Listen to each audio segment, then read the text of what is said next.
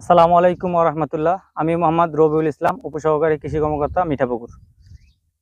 আমি বর্তমানে আছি রংপুর জেলার মিঠাপুকুর উপজেলার ৩ নং পায়রাবন ইউনিয়নের ইসলামপুর গ্রামের আছি। এখানে আমাদের পার্টনার প্রোগ্রামের আওতায় আহ, আমরা গ্যাপ ফসল হিসাবে কল্লা চাষ করেছি।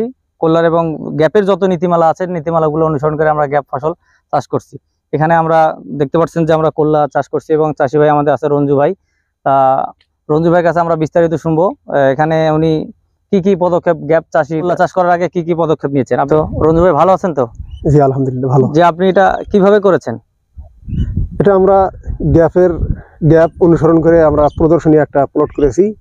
আমরা ৩-৪ জনে মিলে প্রায় ১ একর জমি করলা চাষ করেছি। মানে এখানে গ্যাপের যত নীতিমালা আছে সবগুলো আপনার করছেন আর কি? হ্যাঁ, আমরা করছি। এই করলা চাষের পূর্বেই আমরা মাটি পরীক্ষা করছি। মাটি পরীক্ষা করেছেন? জি, লালবাগে ওখানে আমাদের মৃত্তিকা সম্পদ আছে, ওখানে পরীক্ষা করেছি যে মাটিতে কোনো ভারী পদার্থ আছে কিনা।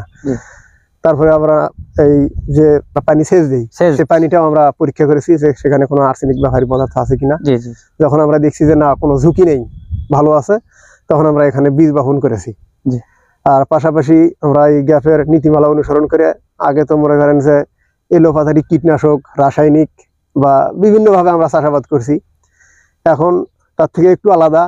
যেমন আপনারা লক্ষ্য করেছেন আমাদের ক্ষেতের চতুর্দিক দিয়ে একটা নেট দিয়ে ঘিরের ব্যবস্থা করা আছে, যাতে বাহিরের কোনো পশু পাখি, কুকুর বিড়াল বা কোনো, সাধারণত ওই নেটে কিন্তু পোকাও প্রবেশ করে না, ওই দিক থেকে কিছুটা সেফ হয়। তারপরে যে হলুদ আঠালো ফাঁদ, এগুলো তো অনেক কিন্তু ছোট পোকা মারা যায়, সাদা মাছি, তারপরে কারেন্ট পোকা, এই ছোট ছোট যে শোষক পোকা আছে এগুলো মারা যায়। আর আমরা ওই ফ্রেমন ফাঁদ যে ব্যবহার করেছি, এখানে অসংখ্য মাছি পোকা মারা গেছে, যে মাছি পোকাগুলো আমাদের করলার ক্ষতি করে। আগে আমরা এগুলো টাপগড় বা এই গ্রুপের কিছু ঔষধ কীটনাশক ব্যবহার করে আগে আমরা এটা মানে নির্মূল করেছিলাম। এবার এই গ্যাপের আওতায় এসে আমরা যে ফাঁদগুলো ব্যবহার করেছি তাতে আমাদের ওই ঔষধগুলো আর লাগতেছে না। আর গ্যাপের নীতিমালা অনুসরণ করার কারণে আমরা যে জৈবিক বালাইনাশকগুলো স্প্রে করতেছি, তাতে স্বাস্থ্যের কোনো ক্ষতি হবে না। আগে যে কীটনাশক ব্যবহার করেছিলাম তাতে সেটা খাওয়া যেত না, যদিও খাওয়া যেত কিন্তু আমাদের স্বাস্থ্যের জন্য ক্ষতি হতো, আমরা ঝুঁকির মধ্যে থাকতাম। আমরা সেখান থেকে বের হয়ে আসতে পারছি। আচ্ছা, আপনি কি গ্যাপের ট্রেনিং করছেন? জি। কোথা থেকে ট্রেনিং করছেন? মিঠাপুকুরে করছি, কৃষি অফিস থেকে। ফসল হারভেস্টের ক্ষেত্রে, মানে ফসল যখন হারভেস্ট করবেন? ফসল আমরা এখন অলরেডি হারভেস্ট চলতেছে। জি জি জি। আমরা এই গ্যাপের নিয়ম অনুযায়ী, তো আগে কোনো নিয়ম কানুনই ছিল না। জি জি জি। কিন্তু যখন আমরা গ্যাপের এই প্রশিক্ষণগুলো পাইছি, নিয়ম কানুনগুলো জানছি, এটা আসলে আমরা দেখছি যে আসলে প্রকৃতপক্ষে সবকিছুই ক্ষতি আমাদেরই ক্ষতি। আমরা এই গ্যাপের আওতায় যখন ট্রেনিং করছি, এখন যে পদ্ধতিগুলো গ্রহণ করতেছি, এই যে আমাদের সবজি আমরা এখন উঠানোর পরে হারভেস্টের সময় টেরেটে রাখি, আর টেরেটে রেখে খুব যত্ন সহকারে আবার ওই অবস্থায় বাজারজাত করি। তাতে দেখা যায় আমরা মূল্য বেশি পাইতেছি, 2-1 টাকা কেজিতে আমরা বেশি পাই। পাশাপাশি সবজিতে কোনো ক্ষত হয় না, দাগ হয় না, সবজি খুব টাটকা থাকে, ভালো থাকে। তো ভাই, আমরা যে এখানে গ্যাপ ফলো করে, যে গ্যাপের যে সমস্ত নীতিমালা অনুসরণ করে যে আমরা এই কল্লা চাষাবাদগুলো করতেছি, তো এটা আগামীতে আপনি কি সম্ভাবনা দেখতেছেন? এটা কি সুদূর প্রসারী কোনো চিন্তা ভাবনা, বা আপনার মতামত কি? এটা গ্যাপ কি কতটুকু সাস্টেইন করবে? আসলে এটা চলবে, তার কারণ আমরা এবার প্রথম করছি প্রদর্শনী প্লট।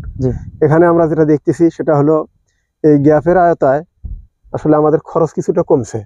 তার কারণ আমরা আগে কীটনাশক বা এই রাসায়নিক সারগুলো বেশি ব্যবহার করতাম, মাটি পরীক্ষার কারণে আমাদের রাসায়নিক সারটা কম লাগছে, তাতে একটা খরচ বাঁচছে। আর এই কীটনাশকের পরিবর্তে যে আমরা এই ফ্রেমন ফাঁদগুলো, হলুদ ফাঁদগুলো, এগুলো ওই জৈবিক বালাইনাশকগুলো ব্যবহার করছি, তাতে খরচটা কম হয়েছে আমাদের। আর পাশাপাশি আমরা নিরাপদ সবজি পাচ্ছি এখান থেকে, যার কারণে আমাদের এখান থেকে আশপাশ অলরেডি সবাই জানে যে আমরা এখানে গ্যাপের আওতায় সবজি উৎপাদন করতেছি বিষমুক্ত, যার কারণে এই সবজিটার চাহিদা বেশি হবে। আর অলরেডি এটা মানুষের জানাজানি হয়েছে বিষমুক্ত খাবার, যার কারণে এটা চাহিদা বাজারে বেশি।